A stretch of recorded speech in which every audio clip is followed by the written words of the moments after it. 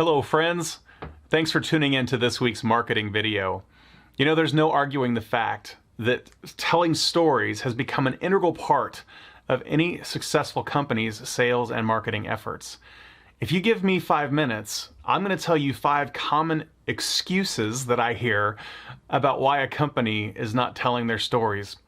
And unfortunately, their competitors are.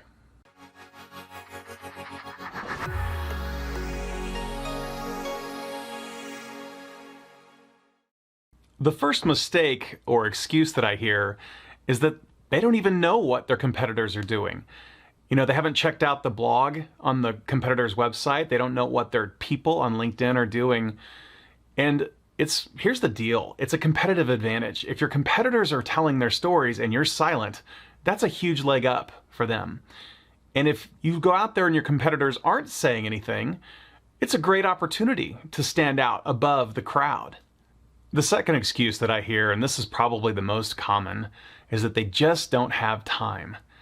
And that just blows me away. We spend so much time as a company on things that drive the pipeline in sales and marketing efforts, because ultimately the lifeblood of a company is the customer. So it doesn't make sense to me not to spend time staying top of mind with your customer or drawing in new potential customers by telling all the things that you're doing. The third problem or excuse that I hear is that they just don't understand the importance of telling stories.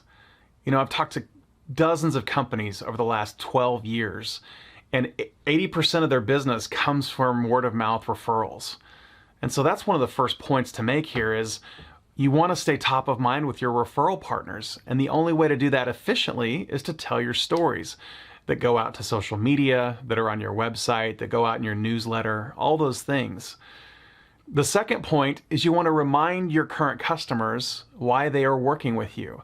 Sure, you've got a product and a service that they need for the price that they're willing to pay, but you don't want to be just a commodity vendor of theirs. And one of the ways you can really break through that and have relationship glue is by telling the stories of all the things that you're doing as a company, and it reminds your customers of why they're working with you. The third thing is you want to show your customers what you're capable of doing. You know, it's often you'll get a new customer by bringing them in for one service line that you offer, and they have no idea all the other things that you do. So when you tell customer success stories of things you've done for other customers that are different things, some of these customers you have might say, oh yeah, I need that too. And the last thing is, and this is often missed, is that you can acquire better employees for your team by showing these stories. Because what do they want? They want to come work for a company that has a good culture and is a fun place to work, right?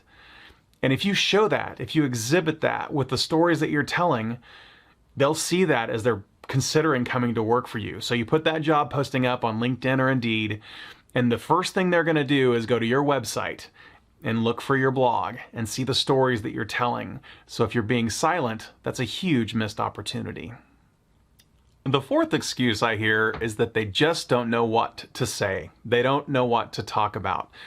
And if you think about it, it's kind of a cop-out, because any successful company is probably serving multiple customers. They probably have multiple employees. And in a typical week, there's probably literally a dozen stories that they could tell about what's going on in their business, how they're helping their customers, new hires that they've got, something they're doing in the community. I've covered this so many times before. You can look at your calendar, you can look at your smartphone's gallery of photos. There's so many ways to come up with the ideas for stories that you should be telling. And the last thing that I hear is they just don't know how to execute this whole thing, or they don't want to look like they don't know what they're doing on social media.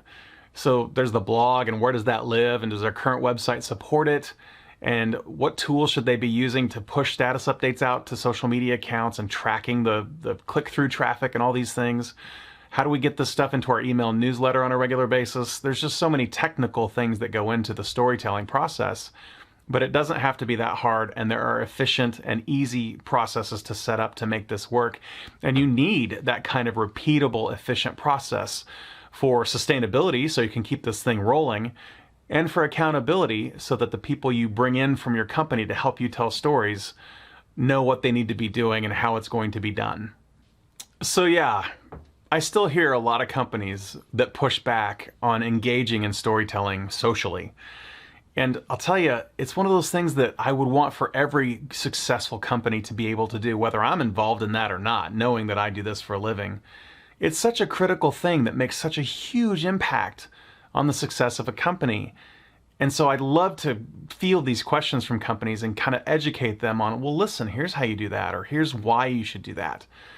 And that's why I wanted to make this video this week. I hope you got value, and I hope you will like and subscribe if you did get value from this video. And I hope you're having a great week. I'll see you next week.